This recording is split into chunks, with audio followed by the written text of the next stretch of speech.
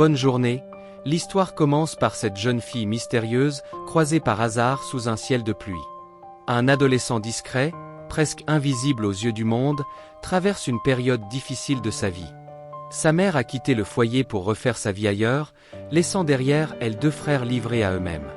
À seulement 15 ans, le plus jeune tente de survivre entre l'école et de petits boulots, avançant dans un quotidien sans horizon clair, porté uniquement par une volonté silencieuse de ne pas sombrer. Chaque soir, il rentre tard, épuisé, bercé par le bruit mécanique des transports et l'air lourd des rames bondées. L'été s'installe, accompagné de pluies persistantes, et avec elle naît une habitude étrange. Profiter des jours de pluie pour s'échapper quelques heures de l'école. Ce jour-là, alors que l'averse tombe sans relâche, il se réfugie dans un parc presque désert. Sous un vieux kiosque, il aperçoit une jeune femme élégante, concentrée sur des croquis. Gêné, il s'assoit à distance, feignant de s'occuper, mais son regard revient sans cesse vers elle. Le silence est seulement troublé par la pluie et le tonnerre lointain. Un petit incident banal crée un premier contact indirect, laissant planer une sensation de déjà-vu inexpliquée. La rencontre est brève, presque irréelle. Avant de partir, la jeune femme laisse derrière elle quelques mots énigmatiques, semblables à un court poème. L'adolescent, incapable d'en saisir le sens, rentre chez lui troublé. Il cherche des réponses auprès de son frère, mais celui-ci n'en sait pas plus. Pourtant, ces mots restent gravés dans son esprit. Derrière son apparente banalité, le garçon nourrit un rêve secret. Créer de ses mains, façonner quelque chose de durable, donner un sens à son existence. Mais la peur du ridicule et de l'échec le pousse à garder ce rêve enfoui. Les jours passent, et il se surprend à attendre la pluie avec impatience, comme si elle était devenue une promesse. Lorsque le ciel se couvre à nouveau, il retourne au parc. La silhouette familière est là.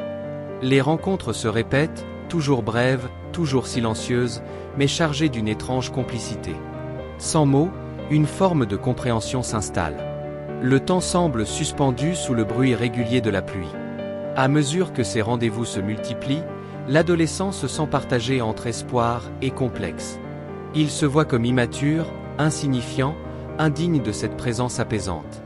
Alors il redouble d'efforts, travaille davantage, économise chaque pièce, déterminé à se rapprocher un peu plus de l'avenir qu'il imagine. La saison des pluies s'étire, et avec elle grandit une relation faite de regards, de silence et de rêves inavoués. Dans ce monde gris et humide, ces instants deviennent une lumière fragile, rappelant que même dans une vie marquée par l'abandon et la solitude, une rencontre peut suffire à raviver l'envie d'avancer. Garçon finit par déposer presque tous ses secrets auprès de cette jeune femme énigmatique. Il lui parle de ses doutes, de ses peurs, et surtout de ce rêve discret qu'il garde depuis l'enfance. Créer de ses mains, fabriquer des objets capables de porter une émotion. Pourtant, il ne sait toujours presque rien d'elle. Ni son âge exact, ni son parcours, ni même son nom. Ce mystère ne freine pas ses sentiments, au contraire. Une affection sincère commence lentement à germer dans son cœur. Pour exprimer ce qu'il n'ose pas dire, il agit. Un matin de pluie, il prépare avec soin un simple sandwich, convaincu que cuisiner pour quelqu'un qu'on apprécie est déjà une forme de poésie. Chaque soir, avant de s'endormir, il espère entendre le bruit de l'averse contre les vitres. Les jours de grand soleil lui semblent interminables, lourds d'une attente anxieuse. Lorsqu'il ne la voit pas, il se réfugie dans son travail manuel, persuadé que progresser dans son art l'aidera à combler la distance invisible qui les sépare. Puis vient enfin un nouveau jour de pluie. La jeune femme hésite longuement avant de se rendre au parc, mais finit par s'y rendre. Sous l'abri familier, le garçon attend déjà. Elle observe discrètement ses carnets de croquis, tandis qu'il rougit, un peu gêné. Cette fois, elle a préparé un repas à partager. Le goût est imparfait, presque maladroit, et cela les fait sourire intérieurement.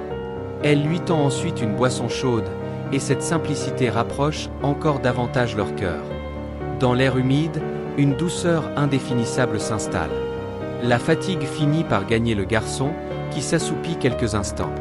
Dans son rêve, il revoit une époque plus heureuse, une famille unie, des souvenirs chaleureux qu'il n'a jamais cessé de regretter. Pendant ce temps, la jeune femme l'observe en silence, envahie par le doute. Elle sent le poids des années, des responsabilités, et s'interroge sur sa capacité à continuer ainsi. Son quotidien est devenu confus, marqué par une lassitude profonde, et autour d'elle circulent des rumeurs qui la poussent à prendre une décision radicale, s'éloigner de ce qu'elle a toujours connu. Lorsque la pluie revient après une longue période de ciel clair, elle retrouve une énergie nouvelle. Elle s'active, prépare un petit déjeuner, maladroite mais sincère. Elle offre au garçon un livre qui célèbre les rêves et la persévérance, un geste qui résonne profondément en lui.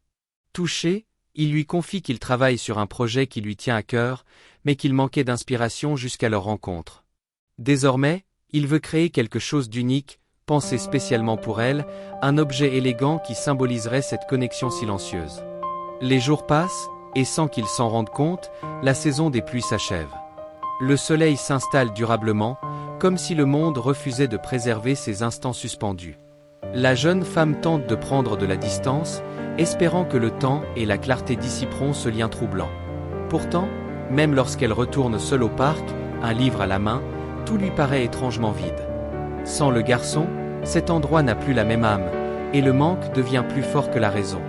Ainsi, dans un été trop lumineux, elle comprend que certaines rencontres laissent une empreinte durable, même lorsqu'elles sont condamnées à rester inachevées.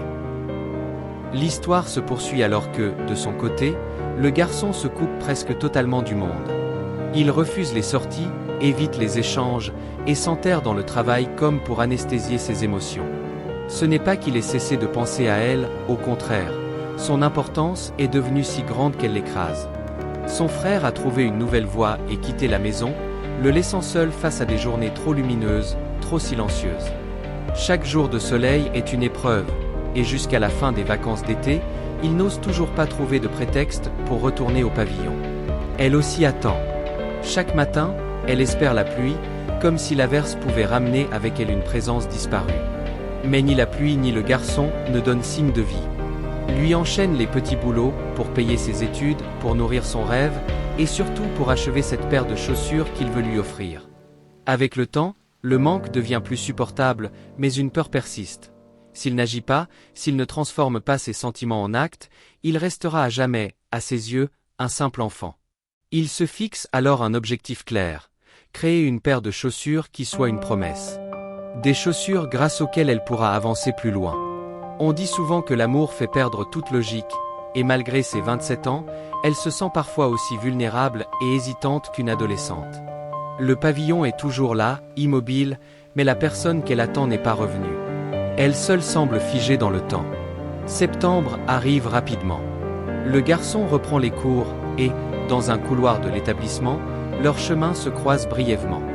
Par l'intermédiaire d'autres élèves, il apprend enfin qui elle est vraiment, et comprend qu'elle vient ce jour-là remettre sa démission. Les rumeurs et les accusations ont pris une ampleur incontrôlable. Bouleversé, il cherche à connaître l'origine de ses paroles, et après les cours, il confronte la personne responsable. L'échange dégénère, et il en ressort blessé, meurtri, plus fragile que jamais. Ce jour-là, il n'a jamais autant espéré la pluie.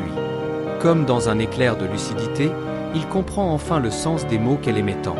Qu'il pleuve ou qu'il fasse beau, elle était toujours restée là, fidèle au même endroit. Et soudain, il la voit. Celle qu'il n'a cessé d'attendre. Il termine à voix basse le vers qu'elle aime tant, tandis qu'elle s'inquiète en voyant les blessures sur son visage. Un grondement de tonnerre déchire le ciel, et une pluie violente s'abat sans prévenir. Ils sont trempés en quelques secondes, incapables d'échapper à cette averse, tout comme à cet amour silencieux qui les lie. Elle frissonne, mais il n'ose pas la prendre dans ses bras. Ils attendent simplement que la pluie cesse. Plus tard, elle l'invite chez elle, sèche ses vêtements, et ils cuisinent ensemble. L'atmosphère est douce, presque irréelle, comme celle d'un couple ordinaire.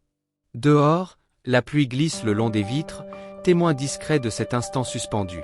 Autour d'un repas chaud, ils échangent sur les petites choses du quotidien. À cet instant précis, ni l'âge ni le statut n'ont d'importance. Porté par cette chaleur, le garçon trouve enfin le courage d'avouer ce qu'il ressent. Elle rougit, troublée, mais ne peut accepter.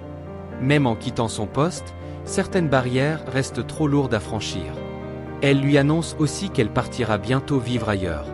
Ces mots le frappent de plein fouet. Après quelques secondes de silence, il esquisse un sourire fragile, murmure un simple merci, et s'en va. La porte se referme derrière lui, laissant une tasse de café encore tiède sur la table. Elle comprend alors que l'amour est bien là, mais que les contraintes du monde rendent impossible le fait de l'assumer. Les larmes coulent, mêlées au bruit de la pluie. Puis, soudainement, une certitude s'impose à elle. Elle ne peut pas renoncer ainsi. Essuyant ses larmes, elle sort précipitamment, oubliant même ses chaussures. Elle tombe, se relève malgré la douleur, et continue d'avancer. Heureusement, il n'est pas encore loin. Sa silhouette solitaire se confond avec la pluie froide. Lui, persuadé de devoir la protéger en s'effaçant, s'accroche à l'idée qu'il n'est qu'un enfant, indigne d'un tel amour. Pourtant, l'amour véritable n'a que faire de l'âge, du statut ou des interdits. Plus tard, ils ne choisiront pas de rester ensemble. Elle partira dans une petite ville, décidée à attendre qu'il grandisse, tandis que lui continuera de travailler, obstinément, sur cette paire de chaussures. Les saisons passent. Un hiver arrive, recouvrant le parc de neige. Le pavillon est silencieux, mais leur cœur reste lié